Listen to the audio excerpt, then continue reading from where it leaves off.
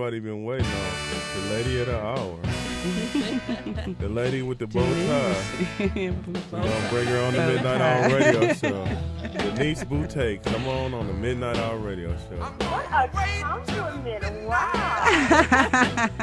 Yeah, you the How lady. you doing, girl? You're the lady of the hour. I will take it. Thank you so much. You are. Hi, beautiful Denise. It's Shantae K. How are you? I'm a big fan of yours, Shantae. darling.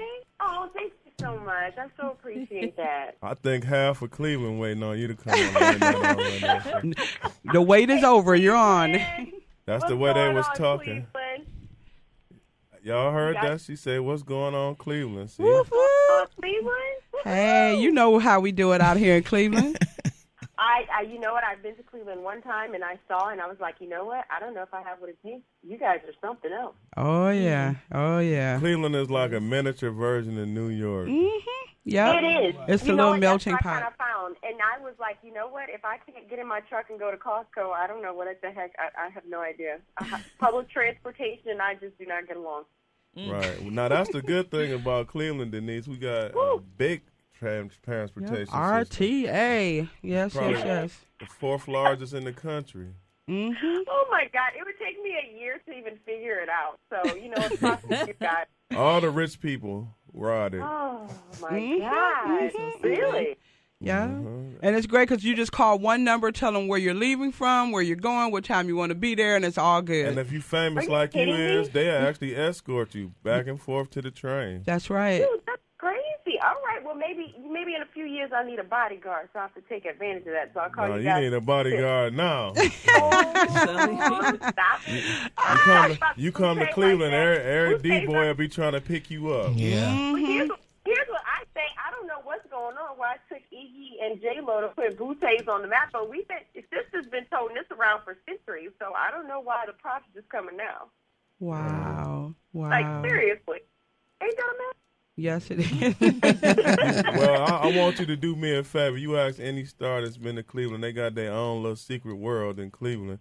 If you're a Really? star, they'll spend $100,000 on you. Are you Or more. kidding? Or more. Okay, well, I need to come to frequent Cleveland more often because I came to do actually a short. There was a good friend of mine or whatever that was doing a short, and I was like literally in one day and out the next. So Rashida come through here a lot. Ask her if I you would bump love into her. to. Bump into her and ask her how it is when she come to Cleveland. All right, can do. Denise, once again, this is Shantae K. Hi. Hello, Sean. Hey, so nice to talk to you guys. too. Denise, just say hi to Miss Washington. My mother's listening to the show. She's a big fan of you being on the show with Mr. Brown. She loves you and Mr. God, Brown. I love it. Well, hello, Miss Washington. How are you? This is Denise Boutte, and next time I talk to you, I'll bring them on Rucker because I know you like chocolate. So there you go. Oh, well, then. You have to tell us how it is to work with Brown. Everybody loves Brown. How is he in real life? Is he just that colorful and live in real life? Here was the thing with Brown, okay? You guys look in on the outside looking in, just like, oh, my God, he's so hilarious. Here's the problem, okay? We're shooting a show in a day. The dude's so hilarious and so, like, over the top that, like, half the time his wife, Tamla, who, of course, played his daughter, she couldn't keep it together. Like, we could barely keep it together, and she has known Dave for so long, you would think that she was used to it, and no. Like, the problem is to not laugh and crack on set. That was the whole issue. And so, I'm serious, we were shooting so fast. You got 3 takes, and it's moving on. So you got to hit it in grid and keep it moving, right? And that was part of the problem because David is so hilarious. And honestly, when he puts on those, tight polyester pants, he becomes an entirely different person because he and Tamla, they're very stylish people. Like, they will make me look like I really and truly need a stylist and a makeover. But, like, Tam, a lot of her clothes or whatever, she designs herself and has a seamstress that makes it for her. And David, he's a very snazzy dresser, too. So Brown and David are really 2 different people. But, honey, when he puts on those little tight pants, it's like a whole other person. Wow. Something I noticed, I want to make you laugh. I was listening to that Take Me to the King song. Oh, my God.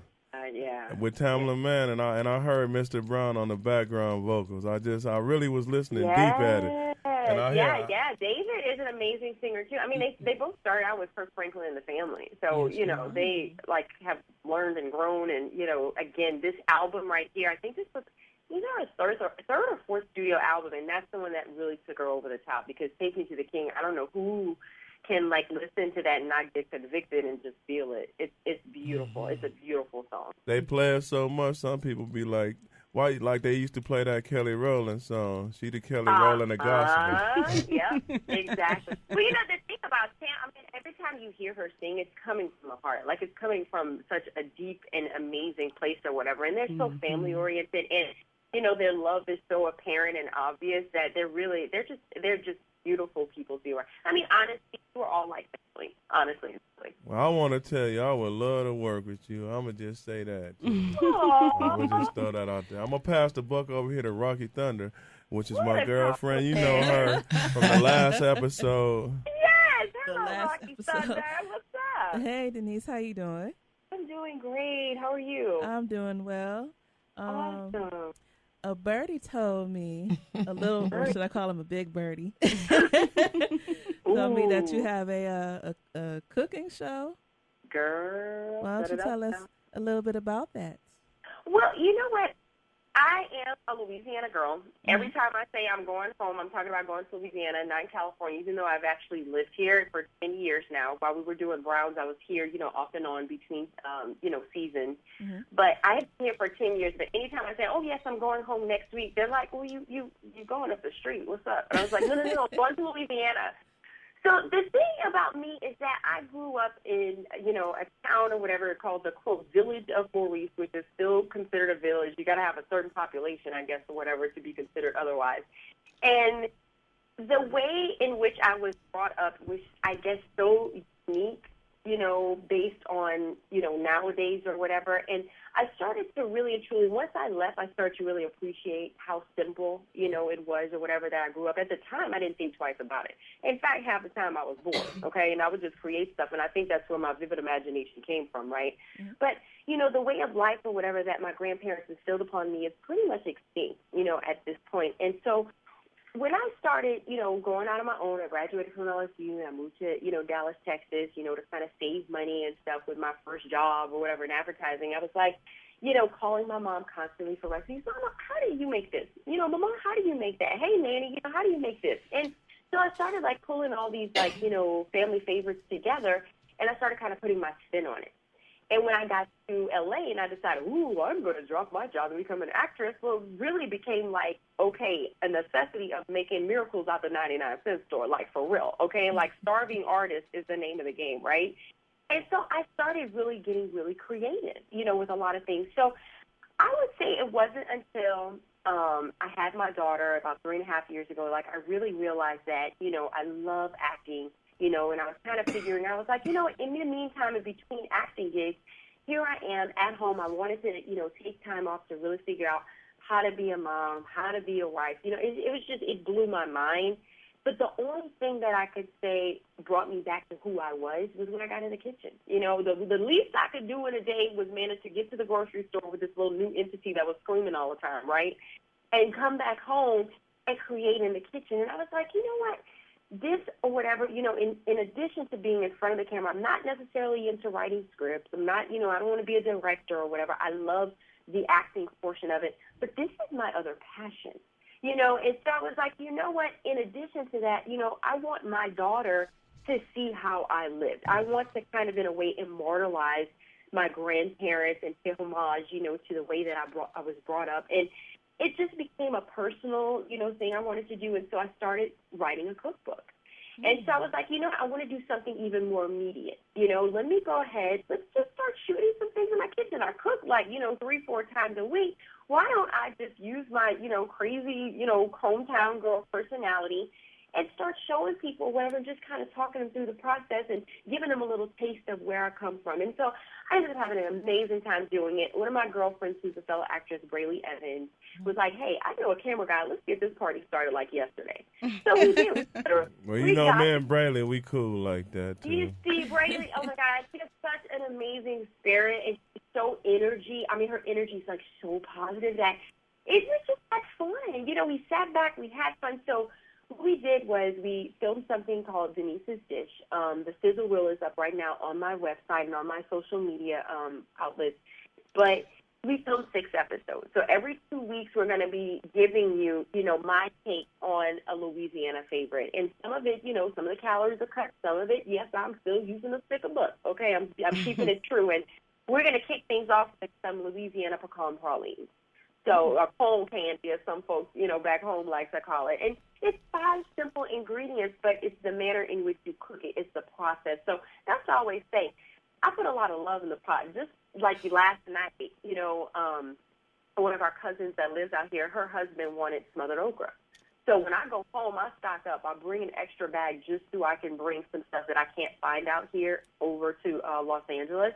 And he wanted smothered okra. So, honey, I put my love in the pot. He thought that was the best gift ever. That's what I do. Whenever we have wrap parties or whatever, I bring pecan pralines. I'm the chick coming and, passing around candies. Well, that's good. So, people will never get tired of you feeding them good. Right. Okay.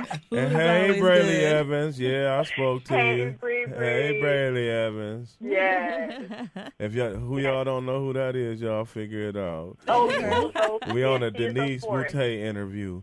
We only got about 5 minutes. I'm gonna have to let my other guest host, Michael G. He over here drooling a little bit. I'm not drooling. You need a tissue, Michael. You need How a you tissue. doing, Denise? How are you? One of them little chocolate Sammy Davis looking dudes. Hey, Michael. How you doing, Denise? Right? Okay. Hey, Michael. How are you?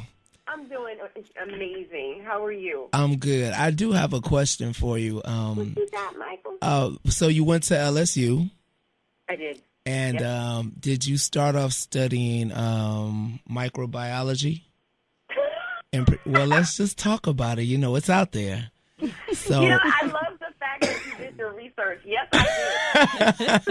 So I want to know what happened from microbiology pre-med major to you graduating in mass communications. What changed and started you on your career? Okay, we need another segment for that. You know my mind. Like, I will get to talking. Okay, let me see if I can give the concise version. Here's the deal. Let me break it down. I was in the country. I didn't realize the beauty and the simplicity with which how I grew up, and all my behind wanted to do was get up off the farm, okay? So I said, okay, if I'm going to be a success in life, not having exposure to many other things or whatever, I'm going to be a doctor or a lawyer.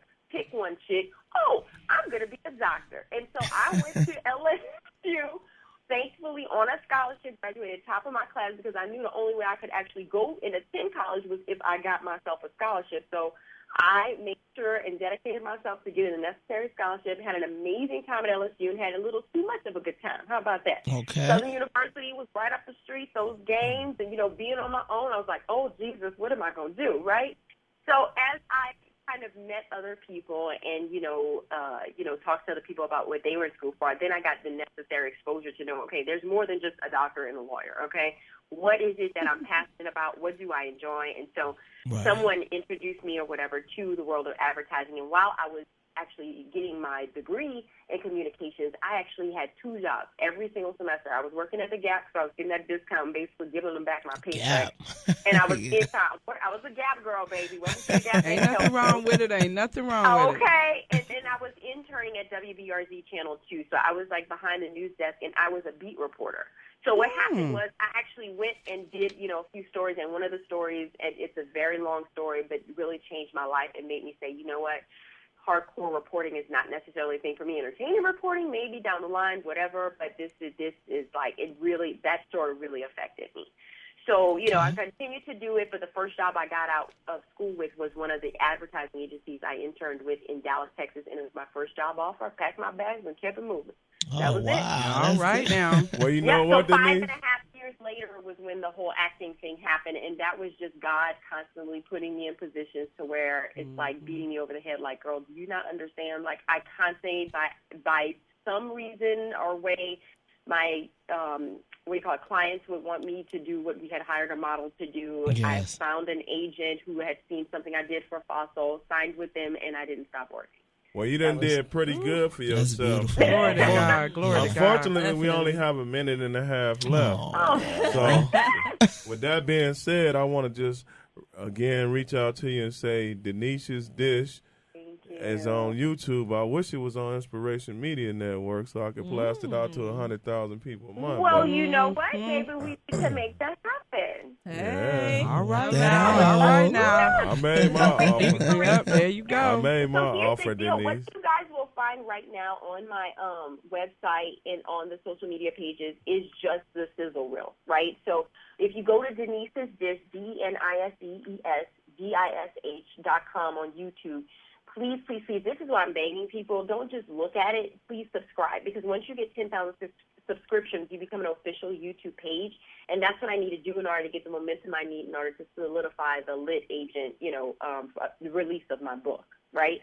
So, Facebook, go to, Denise Boutte, DeniseBoutte. Twitter and Instagram are Denise_Boutte. And again, I have a revived website, DeniseJBoutte.com, and that's where you'll find everything Denise's Dish. It'll take you right to the places you need to go. You can check out the sizzle right now. And on Wednesday, we'll have the official launch or whatever, and you guys can check out how to make some pecan pralines of your own. Well, Denise, why don't you sit back and do your Hollywood thing and let me do all that technical website development, cross-linking, and I know that's right. internet marketing stuff that I know how to do. That's right. He a genius. I'm not just saying that because he my producer. He is a genius. You know how I many? didn't want to take too much out of you. It's Saturday night. So, Denise, okay, you know how many minutes we got watched on YouTube in 62 weeks? Oh, are you serious? We got in 62 weeks we got 620,000 minutes watched on YouTube. Yeah, we blowing up. We blowing up. Congratulations. Well, Denise, I hate to go because I really enjoyed you. Bye, Denise. We love you. Love you. Come Bye, back guys. Love you. anytime. Thank you so much for the support. Thank you. Okay, congratulations on the God's success. favor, babe.